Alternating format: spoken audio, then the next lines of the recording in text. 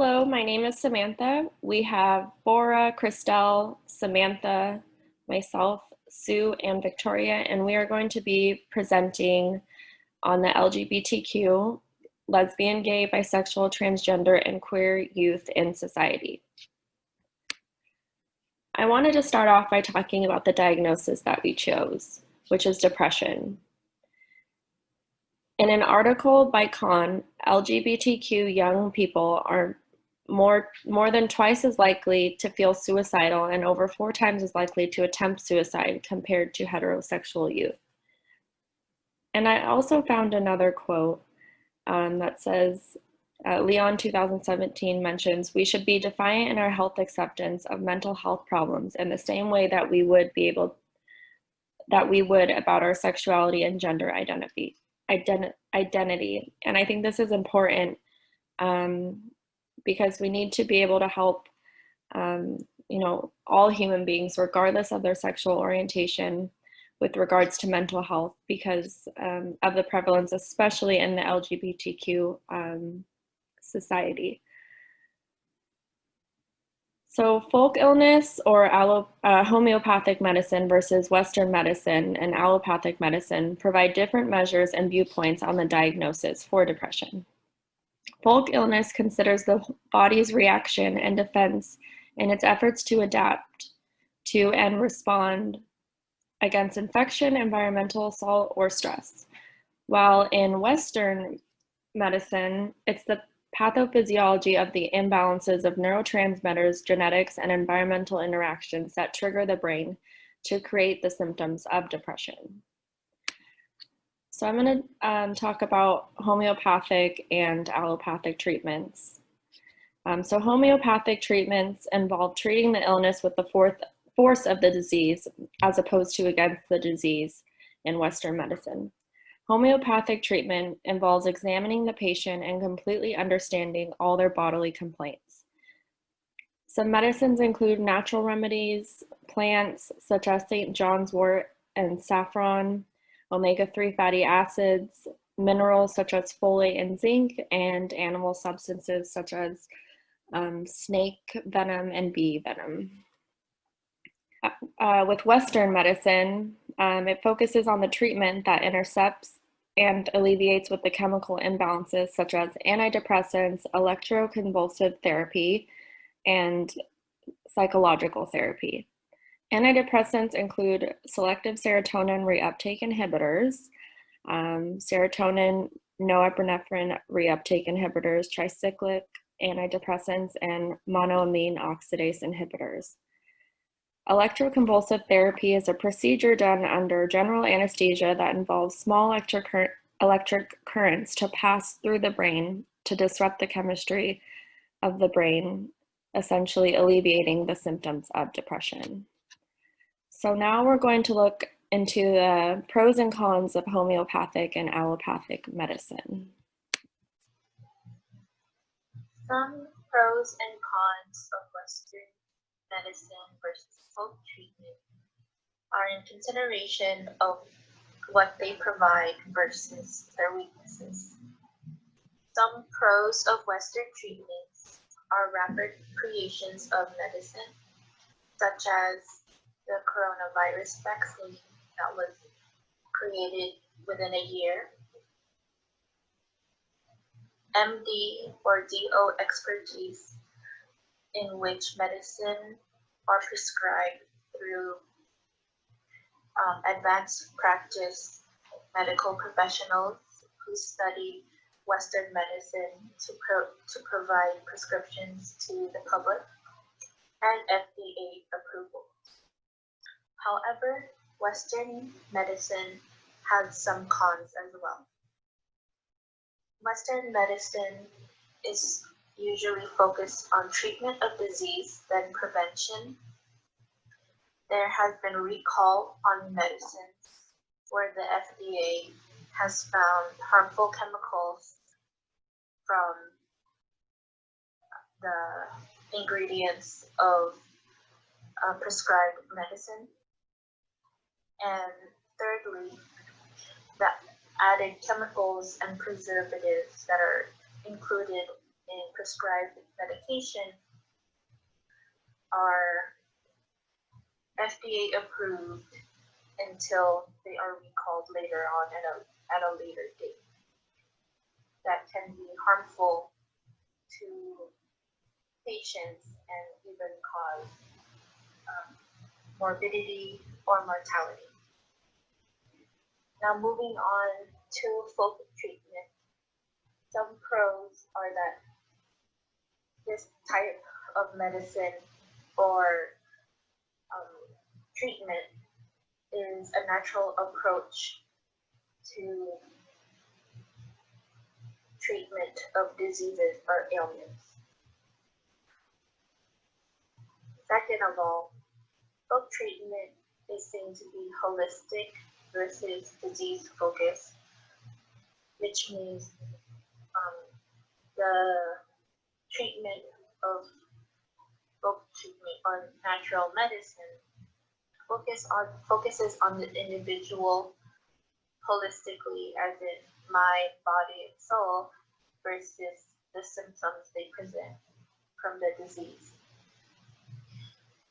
Also, folk treatment can be used as a prevention rather than treatment in some cases. For example, turmeric is used for folk treatment, and so supplements such as herbs from folk treatment are used to prevent disease rather than treat it before the disease happens. Some cons to folk treatment are that they are non-FDA approved, non-prescription, meaning there is not a licensed medical professional that can quote-unquote prescribe such natural or folk treatments, and sources of natural remedies are unknown, meaning the market or online website that one can buy such natural herbs and remedies are not from FDA approved facilities or pharmacies, whereas Western medicine, there are controlled facilities that are inspected and approved before prescribing such medicine versus herbal remedies associated with folk treatment. On the right hand corner, there is a plant that is shown, and according to Ostermeyer in 2018, this plant is called kava kava, which is known to treat anxiety, although this herb can cause liver damage. Now, just because a herb or a remedy from folk treatment is quote unquote natural, it does not mean it's safe, as I have demonstrated or shown with the herb kava kava. Now, the bottom line is whichever treatment patients lean towards, whether it's Western medicine or folk or natural medicine or treatments or a combination of both, it is advised to talk to your primary healthcare provider regarding the use of such medicine, whether prescribed or not, if it comes from herbal remedies, before taking such treatment in order to be safe for consumption. So it's important to discuss the psychological, spiritual, and religious overtones in the delivery of healthcare in both modalities. While most providers in the Western healthcare model attempt to be neutral and non-judgmental, LGBTQ youth still face stigma and discrimination and a lack of cultural sensitivity from healthcare providers. This leads to delays in seeking care and ultimately becomes a barrier to healthcare access. In a 2015 US transgender survey, a third of transgender respondents reported the negative experience of having to teach the healthcare provider about transgender people in order to receive the appropriate care. Another aspect to consider is that while well-intentioned in the push to gather more data and to conduct research on the healthcare status of the LGBTQ community, the LGBTQ community must out themselves by stating their sexual orientation, their sexual conformity or nonconformity in these electronic health records, and that's something that the LGBTQ youth may not be ready to do. Another psychological overtone is that women consistently are found to be more tolerant of homosexuality and the LGBTQ community than are heterosexual men. So that affects who LGBTQ youth seek or desire in the person delivering their healthcare. Religious overtones definitely play an effect. So different religious denominations differ in their stances. For example, the United Methodist Church actually supports gay rights, and the Jewish religion is generally more tolerant. However, the Catholic Church and the Southern Baptist Church and Black Protestants and evangelicals actually are very against homosexuality and define it as a sinful act. So there are different religious denominations that LGBTQ youth may feel comfortable or not comfortable if they were the provider of care. For instance, Dignity Health is a Catholic organization, and they actually have statements affirming their stance against providing gender-affirming surgeries. And lastly, the spiritual overtone. The spiritual overtone is different in that people who consider themselves spiritual but not religious are more accepting of the LGBTQ community. They find it less morally wrong. And that could be because they are believing in a higher power. They have a personal relationship with a higher power outside of an organized church, therefore outside of the past traditions and concrete ideas that shape their more liberal attitude. And that definitely affects how comfortable LGBTQ youth are when they have healthcare providers in both modalities. And so if we're going to be discussing if a preference, what preference do LGBTQ youth have versus folk versus Western modalities, and definitely the conclusion we came to was that LGBTQ youth prefer the folk treatment over Western treatment. And it's important to note that LGBTQ youth overall have common mental health experiences, meaning they're twice as likely than their heterosexual peers to have a mental health condition. And even transgender individuals are nearly 4 times as likely to have a mental health condition. And that could be due to like the shared experiences of discrimination, prejudice, denial of civil and human rights, harassment, family rejection, so on. And so with these shared mental health experiences or conditions, we find the LGBTQ youth preferring treatment modalities of leaning on social networks. We find LGBTQ youth partaking in higher rates of alcohol, cigarette, marijuana, and illicit drug use. We find LGBTQ youth self-soothing in the arts or in escapism by partying or partaking in hallucinogenics. And lastly, we find LGBTQ youth in greater numbers suffering in silence, meaning they don't seek care in the Western modality, and they don't seek care really in the folk modality as well. the LGBTQ youth, high school students are 5 times more likely than their cisgender peers to attempt suicide. And why is this? This is because lack of mental health services tailored to LGBTQ youth, a lack of family or environmental support systems for LGBTQ youth to receive the mental health services if they are out there.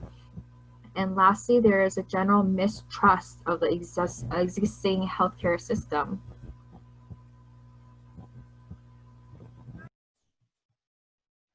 Although many healthcare providers have good intentions, evidence has revealed a lack of provider knowledge related to the LGBTQ health needs, which creates barriers to providing appropriate health services. In the school setting, a survey indicated that 11.2% of high school students reported being either gay, bisexual, or unsure of their own sexual identity. Despite the growing acceptance of the LGBTQ population, data shows that this group experienced multiple health disorders, such as higher rates of depression, suicidal ideation, and suicide attempts. Healthcare providers should become aware that some still feel they have been stigmatized by society. About 40% say that at some point in their life they were rejected by a family member or close friend because of their sexual orientation or gender identity. 30% say that they have been physically attacked or threatened. 29% say that they have been made to feel unwelcome in a place of worship, and 21% say that they were treated unfairly by an employer. 60% say that they have been a target of slurs or jokes. As healthcare providers, we must understand that this is a vulnerable population, and regardless of their sexual orientation, gender identity, or gender expression, all are entitled to feel safe. We should always provide care in a non-judgmental manner and provide them with the appropriate resources needed. Building rapport and trust strengthens the healthcare provider and patient relationship, resulting in better health outcomes. To improve LGBT healthcare, nurses must be aware that LGBT individuals experience more obstacles and discrimination, which creates a barrier in assessing healthcare. This has a negative impact and increases risk for chronic conditions and mental health concerns. Healthcare providers who assist in providing care can play a significant role in improving the LGBTQ healthcare by becoming more aware of barriers they encounter and learning more about our own biases in order to provide patient-centered care. Also, another way to integrate cultural knowledge is to avoid stereotyping and understand the appropriate identifying languages. Nurses can have a major impact by acknowledging their feelings, using language that supports their identity, which can foster a safe environment where an individual feels respected. Nurses should acknowledge patients' identity in a sensitive manner and not assume based on outward appearance. Keeping in mind that misuses of terms can evoke negative feelings in an individual who already feels isolated. Understanding that the LGBTQ population faces many challenges, especially when they are made to feel ashamed about their own identity. Knowing your limitation as a nurse and providing recommendation and referrals is often necessary and needed. To summarize our presentation, we discussed how many LGBTQ youths face stigmas and discrimination which leads to psychosocial stressors, therefore increasing the risk of negative health disparities and life outcomes such as depression. We came to the conclusion that most LGBTQ youths prefer folk treatments rather than westernized treatments due to the lack of cultural sensitivity and humility from society, family, peers, and even healthcare providers.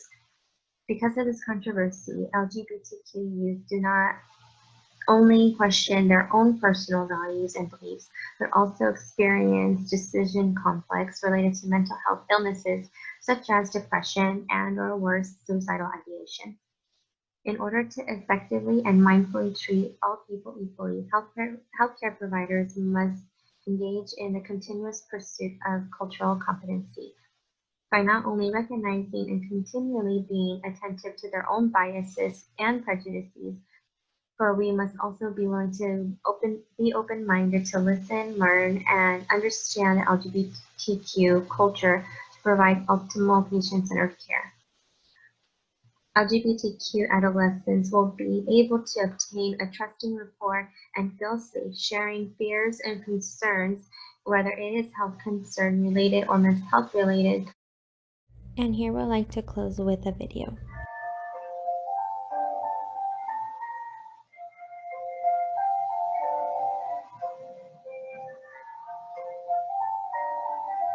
It's important to have an open, honest relationship with your patient. So if you do not know what their sexual orientation is or how they identify, that patient is not going to feel safe telling you everything. They need to tell you for their proper benefit.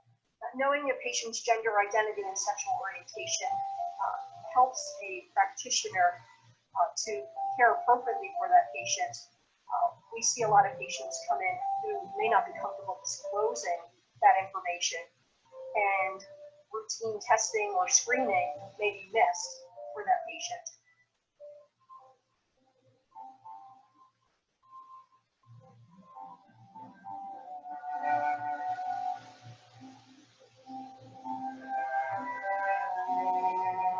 When I was about 15 years old, I remember going to the doctor's office, and my doctor was very warm, very welcoming. She was asking me all the questions that she's supposed to ask to an adolescent. And I remember telling her when she asked about my sexual activity, if if I use condoms or anything like that, and I said, no, I'm gay. And I just remember her face changed very much, and her warm tone of voice turned very harsh, and it seemed as though she was rushing me out as quickly as possible. I really believe that this video spoke volumes about how our LGBTQ community and our youth especially is being treated. And I believe that as healthcare professionals, that we should be more cognizant and aware of what is going on and be willing to be more understanding to be able to provide the best care for these children and just adolescents in general and people overall. And I did want to add this quote that was actually in the video. I wanted to cut it short, but a gentleman, which was actually the physician that was speaking in the video, he mentions that by giving respect and understanding care is to understand who they are and how to meet their needs. And then it's really that simple, and that we as healthcare providers do not always have to have the right words to use to provide the utmost care. However, we just need to listen and be open-minded to education on empathy, and not only just the behavior health condition as it is overall with others. Basically, from a medical standpoint, we do need to also have that empathy and cultural humility. And here are our references, and thank you so much for watching.